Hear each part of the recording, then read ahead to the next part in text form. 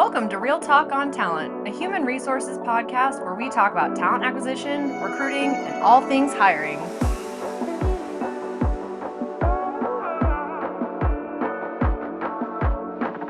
Hi, Dina. Hi, Hillary. Welcome back. I tell ya, it was a nice little break, but we're here busting in the new year. First recording session of the new year. Oh my goodness gracious. Yeah. I mean, 2025, here we come. Here we come. It's going to be amazing. It already is amazing. Well, because I'm here with you. Thank you. And I am here with you. Thank you. I was waiting for that one. All right. We've got to get in our swing of things. That was a little bit of reciprocity, which I needed is today. helpful in networking. All right. Not how you network. No, well, you're not wrong. This is a great example. So today we wanted to talk about networking. We did. And that's a great example of how network can sometimes be weird. Yeah, it's a little bit awkward. It is awkward. Yeah, and if you're a naturally awkward person, then it can be. Which neither of us are. No, not at all. But but in seriousness, we are coming up into conference season. We are. We were just talking about your conference schedule and travel and whatnot. Yes. So I have to admit, Dina, that I struggle with networking. Mm-hmm. I think there are many reasons why I don't like it. And I know a lot of it is mental. Yeah. Which we can get into. But you are amazing at networking. I don't like it either. Really? Yeah, no, not a fan of it. Not a fan of it. Okay, so maybe we need to define what we mean by like not liking networking. Yeah. Because I think that's really interesting. Yeah. So it's funny because I would, like, my experiences with you, when I have to go to a conference or something, I'm like, I want Hillary to go with me. And you're always my wing lady for networking. So I guess, like, let's define networking. Let's define networking. Okay. Let's, we talk about conferences. Yeah. Okay, so professional networking. Yeah. In-person professional networking. Okay, so what is that to you? So, well, there is, like a conference is kind of a unique, most conferences, you are there, in our case, to get new business. Yep. And occasionally we're seeing existing clients and existing partners. So the whole purpose of going to the conference, there's some educational, but it's really to meet people, to build relationships, that kind of thing. Exactly. So is that how you would define networking in that professional sense? Is like creating and building relationships? I kind of think that's networking in every sense. I just think I think there is. Then why don't we just call it like making friends? Oh, because I want to make this clear. Okay. Oh God, this is going to come across harsh. But so because it's weird. It's a line. Like, I have had people who I've networked with. Yeah. And then they try to slide into the friend zone. And so. Okay. Yeah. So you're not building friends. Yeah. You're building a network of. Literally. Well, I mean, gosh. That's how they named it. It truly is. Okay. So, and that's an interesting thing to say that you don't like when people try to go from a network connection to a friend. Yeah. Because one of the reasons I struggle with networking is I feel like I'm taking advantage of someone. Okay, like, oh, I'm meeting you because I want you to refer me to someone else. Yeah. And that makes me uncomfortable. Yeah.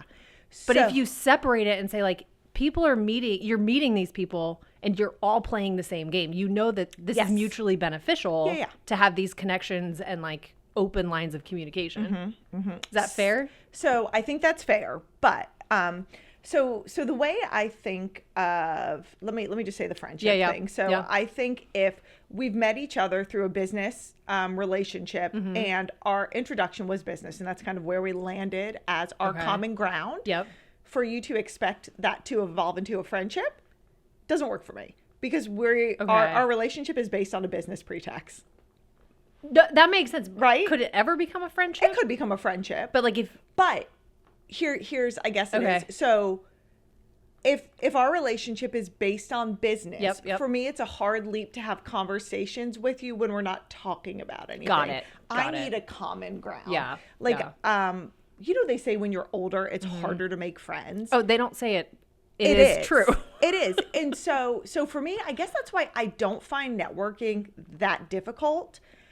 Because it's not like you're not going into that personal side of yourself. It's professional. Yeah. That makes sense. And when I network, I want to make sure that whatever I'm doing, I'm providing value to whoever I'm networking with. I'm never going to people just saying, I need you to give me this, this, and this, or buy from me. Like, I genuinely want to understand where my business can help their business. Yeah. And so I want to provide value to you, and I want you to provide value to me. So I think that's why it's easy for me to network, because I like to figure out how I can help. Yeah, that's a mental shift that I think I need to lean into more. Yeah. That's really good. So let me ask this. Okay. This is going to be Dina's Networking 101. Okay. Sticking for that in-person professional networking. How do you start a conversation with someone? How do you begin that connection? Oh gosh. So I just want to be upfront. I am awkward. Like, is that how you break the ice? So I have certainly used that as an icebreaker. Have you really? So I do think that there's a reality that in-person networking is odd and it's uncomfortable. Yeah. And I am an uber transparent person, in case we haven't picked that up already, not taking any applications for friends. Wow. That's so awful. No, but I think it's fine to acknowledge it. Like, yeah, there's nothing wrong with that. What I do is I see somebody standing by themselves, or I see a small group of people, and I walk in and I'm like, hey, I'm Dina. This is a little bit awkward, but I know we're all here to network. Yeah. So I hope you don't mind. Oh, you straight up say it. Oh, I straight up say it. Oh, interesting. I hope you don't mind me joining your conversation. Yeah. No, or, I mean, and I mean, that's my approach. I don't know if it's great, but that's what I do. There you go. So then it works. Yeah. I mean, it works. I mean, I'm not asking. I'm telling you. Nobody's kicked me out yet. So, Okay. Yeah. I think because of my discomfort in the idea of like, we're making a connection for me to use at a future date. And I'm going to reframe that thanks to you. Please do. What I do is I tend to do a little bit more of, how can I be your wing person? So like I actually had a president of one of my old companies gave me this advice where if you are alone at an event, like a networking event, find someone else who's alone. Yes. Go up and you can just say, hey, I'm Hillary. Are you here with anyone else? Yeah. Yep. Sounds a little bit like trying to pick someone up, but that's the gist of it. And the idea is the reason that this president gave me this advice is she said, because if they are alone, they're also looking for someone to make a connection with. And then it's easy to be like, great, like, let's chat. Tell me about you. Yep. And if not, then they can introduce you to all the people that they came with. Yep. So I absolutely love that. And another part of my strategy at conferences is I look for people who are alone. Yes. And I just go and talk to them. Honestly, that's a good advice for life in general. Yeah. Find someone who's alone and go talk to them. And go talk to them. Maybe. You don't want new friends. I mean, I'm not accepting applications. I'm too old. No, just kidding. I know. But I love that you said that you're asking him, hey, are you here by yourself? Yeah. Because it really is like, yeah, I like that. I will say the other thing, because you and I do very well at conferences, like we meet a lot of people, like we have a lot of fun, get a lot of work done too, is my favorite question. I do this in work and in life. Yes, so good. I know it. Is I say, tell me about you. And I purposely do that because I found that if you say, what do you do? It can be a little bit uncomfortable. It kind of puts someone in a box. Yeah. But if I say, like, tell me about you, they can say, like, why are they at the conference? What is it that their company does? Maybe they're sick of talking about work and they just want to talk about whatever their newest hobby. But it allows them to answer in a way that gives them more freedom, more opportunity for unexpected conversation. And I find I think it throws some people off a little bit, like in a good way. As opposed to saying like, tell me, like, what do you do? What do you like, do? oh yeah, here's my elevator pitch. They have a moment where they kind of like, oh yeah, like, tell me about you. So that makes me think of, I like that approach. I was at a conference once and it was, oh, what do you do? Who are you with? And literally I had somebody go, oh, well, it looks like we're both here for the same target, so I'm going to move on. I'm like, oh, like that's not networking 101. No, okay. Like that's bad. So, because this actually leads into what I want your thoughts on. Like I refer business to competitors all the time. Well, bad. So that's what I kind of want to talk about is like, what are next steps out of a networking event? Like, so you've made these connections, right? Yeah. And let's say 1 out of 25 actually opens into an actual business discussion the next day, right? Sure. Yeah. But you're going to have 24 other connections. What do you do? Yeah. Like, and what I mean is like, do you do active follow-up? What does that look like? But also, how do you view those other 24 connections, knowing that you're not going to do a proposal the next day? Yeah. So I think there's First, I'm not the most organized person, but there is a bit, I know, there's a bit of a method to the madness. Yeah. So I think for me, when I'm reaching out to somebody, I want to make sure that I'm always reaching out and providing value. The idea of just reaching out and going, hey, just checking in. Yeah. That doesn't, I'm not helping you in any way. So again, I want to make sure that I'm maximizing your time when I'm reaching out to you. So we're in the recruitment space, we're in the talent acquisition space. Right. So when I find something that I think is useful. Yeah. To my network, whether it be a competitor, somebody who I potentially want to do business with, whatever, I'm going to share it with them. I like that. And so, And how do you sign it off? Do you say like, hey, I just wanted to send this to you. Hope things are well. Like, do you yeah. Is that it? Yeah. I mean, I'm not asking for business all the time. I'm just, listen. So for example, You're Mercer. just connecting and maintaining open dialogue and all that. Exactly. And then I always like to say, hey, if you have any recruitment needs arise, keep Hueman in mind. Got it. If not, I will say you are very good with LinkedIn. Oh yeah. You do a good job at regularly posting things and keeping that active. Yeah. Can you talk to me a little bit about digital networking? So this is interesting. Yeah. So, oh gosh, I'm really going to come across as kind of a No. Listen, hold on. Let's take a moment. Okay.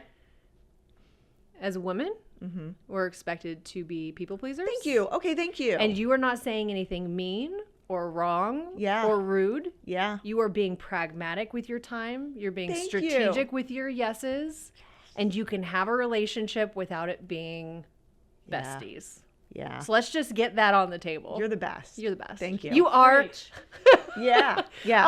Also, I have your application for friendship. Okay. And you have already been approved a while ago. So Hillary got there, BT dubs.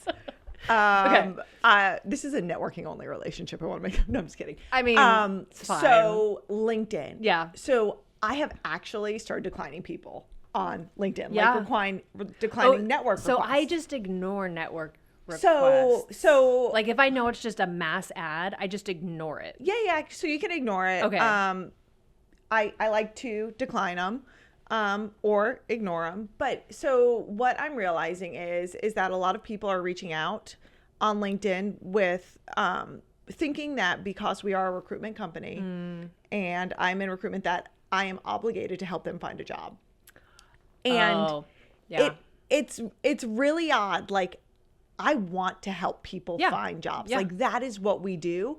But the way our business works is we operate on behalf of our clients who are organizations. Right. And what I've just found is just kind of a lot of people coming at me in almost aggressive type asks. And I'm like, this is interesting to me. So then what would you recommend instead? Let's say you have an individual who maybe they're in their first professional job. Yeah. And they recognize a value or a need to build their network or start doing that. They're not going to conferences. Yep.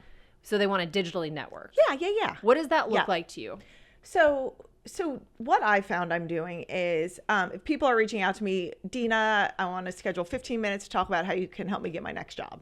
Okay. I now will decline their invitation, or I will reply back and say, hey, I appreciate you reaching out to me. Yep.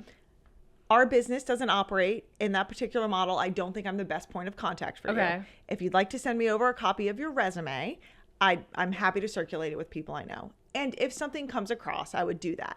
But I do think that what I find is a lot of people are cold reaching out, and there's this kind of implied expectation of a response, or at least it seems that way to me. So that's not networking, right? No, it's not. That's just cold asking. Outreach. Yeah. That's cold outreach. You're right. Yeah. You're right. And I guess that's, as a marketer, do what I say, not what I do, because I personally am not great with LinkedIn. Yeah. But what I would say is if someone is trying to find a new job, instead of reaching out to Dina, you should start looking for individuals who are sharing content that you find interesting, or are Dina sharing content, start engaging with the posts. Start leaving comments. Yes. Post your own content. Warm me up a little bit. But also, it's what? Yeah. Because I think it goes back to your point of networking is mutually beneficial. Yes. Yeah. And so if you're just doing cold outreach, sometimes you have to. Sometimes, of course, there's a time and place. Yeah. But digital networking is not about finding the person who's not standing next to anybody. It's about introducing yourself to the conversation and finding people who are already having that conversation It's more what you said. Find that group of people who are talking and then awkwardly jump into it. Yeah. Yeah. And when you're... It's the same thing. It's just in a digital form. I don't know why that surprises me at all. I don't know either, but... I just feel like it should be different. So I kind of think it is. So I kind of think it is.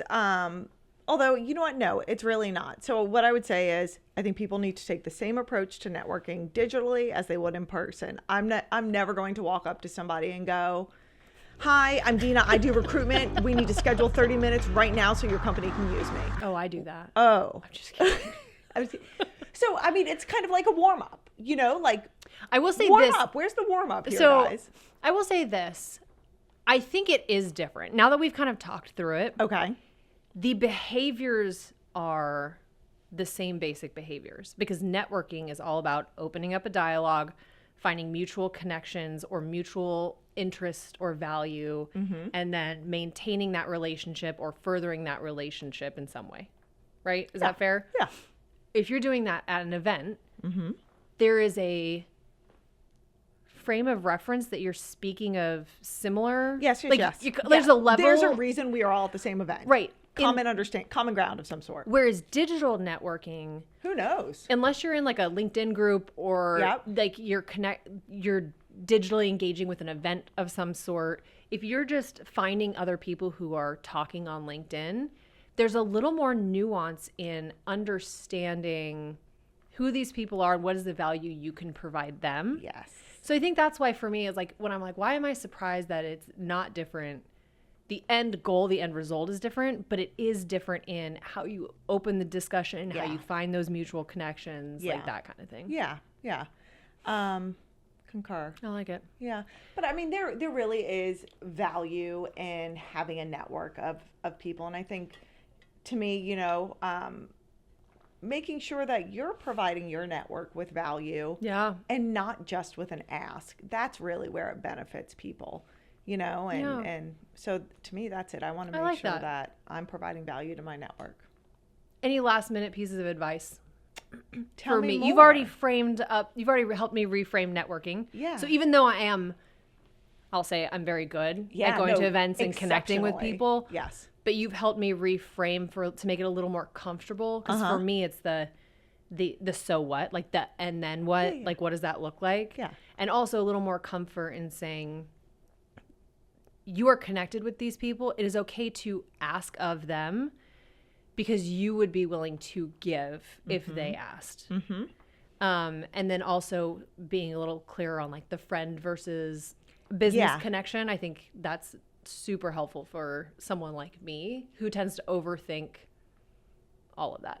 Yeah.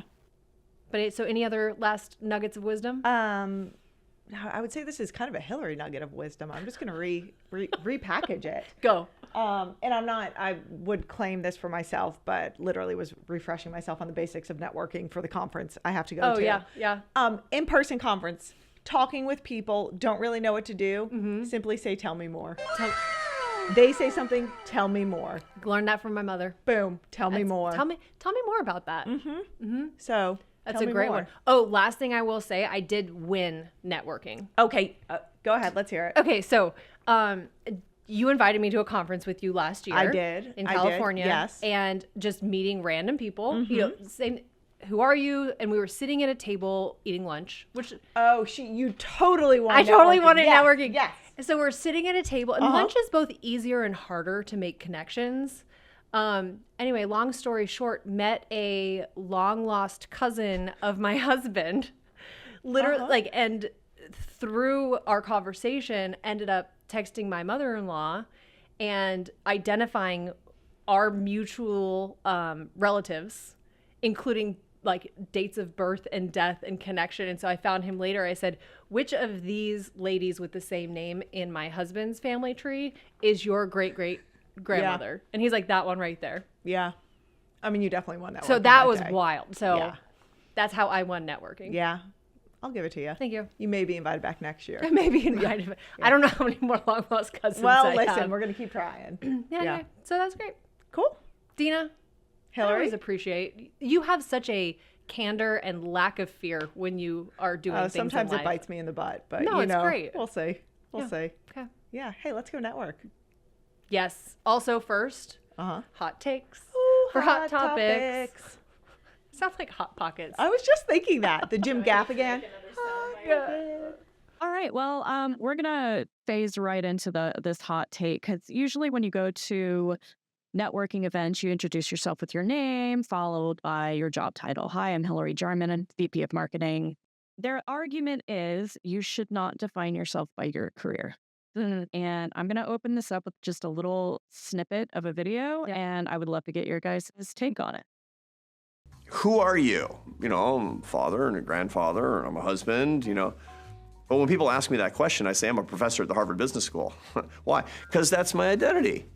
Okay, that's a way to identify myself, to be sure, but if that's how I see me, that's a real problem, isn't it? That strips away the really important things that I have in my life. For those who see their identity as being a successful professional, specifically successful, that's kind of an identity based on fear. I have so many opinions on this. So I really like this guy. First, I want to start by saying that. Yeah. I really like this guy. Whitney has sent over a couple of videos from him, and he's support. Keep going. Totally like him. So first, not identifying yourself with work. Like, if I was a Harvard Business School professor, I may identify myself as that. just saying. No, but if I had a really cool profession, then I absolutely would identify myself as that. No, I mean, to me, I've never. I don't think any of my friends actually know what I do for a living. Right. Yeah. So I think my work is something that I do. It's something that I really enjoy. It's something that I love and that I'm passionate about. But it in no way identifies me. Yeah. It's not how I identify myself. I will say it can be very hard if you are someone like us who started in our careers young, were aggressive in our careers, like progressed through, and I'll speak for myself. I was promoted to a big job very young, and there's a lot of pride that comes with that. So it's very easy to then have that be at least a pillar, like a core tenet of your identity. Is that the word we're using for this? I almost said personality. No, I think identity. Identity. Yeah. But then the problem is what happens when that goes away? That's the problem. Yeah. That's the problem with it, because so many people, like, this is who I am, this is what I do, and then that's the thing. Not there. What you do and who you are. And it's so easy to blur that, because what you do for 8 to 10 hours a day sometimes feels like who you are. Yeah. But I think it's really important. This goes back to like my networking question where I'm like, tell me about you. Exactly. One of the things that actually inspired that is I have a lot of really important people in my life who are stay-at-home mothers and either did not have a career beforehand or decided to be a stay-at-home mom after their career, or like, in that middle. And it is really tough. And I've seen this happen when you're in a discussion and someone's like, well, what do you do? Yeah. Often there's like, I'm a stay-at-home mom. And it kind of, like, people don't know how to respond to that, which is so unfair, by the way. Thank you for having the hardest job. Well, not only that, like, you go with it. Yeah. Like, there's so many follow-up questions, which I won't get into, like, Tell my me opinion. More. Yeah. Sorry. No, but my point is saying you have now, and it's a perfect example. If you say, oh, I'm a stay-at-home mom, it's like, the first question is like, oh, tell me about your kids. Now you're asking about their job. Yeah. Whereas, like, who are you? Yes. And I think that's the idea of saying, tell me about you. Don't tell me about what you do unless you want to. If you find that interesting, if you find that valuable. Yeah. It's not an easy question to answer, because it's situation dependent. You know what this also makes me think of, because this has been a book that I started and I need to restart it. So we need to make a plug for Strength to Strength. Yeah. But it's that idea where it's like what you do, because it's a little different than the identity thing though, because Strength to Strength is you have these strengths in your career and then you reach a point where there's a life transition. Yeah. So you have to identify what the new strength is that's taking you forward in that. Which I think is another reason why having that identity to your career is so dangerous. Hard. Yeah. Hard is a better word. It's not really dangerous. Yeah. Well, it is, I would say it is probably a little bit dangerous. I mean, let's be clear, we are all at some point going to step away from our career or decline in our career. Yeah. Our career will not always be there. So I don't want to anchor who I am to something that is temporary. And it's so easy to do, though. Yeah. You know what will always be there? Dina. Hillary. Harry Potter. I will always anchor to, I'm an adult who likes Harry Potter more than they should. Never be ashamed of the things you love, Dina. Expecto Patronum. End it on that. End it on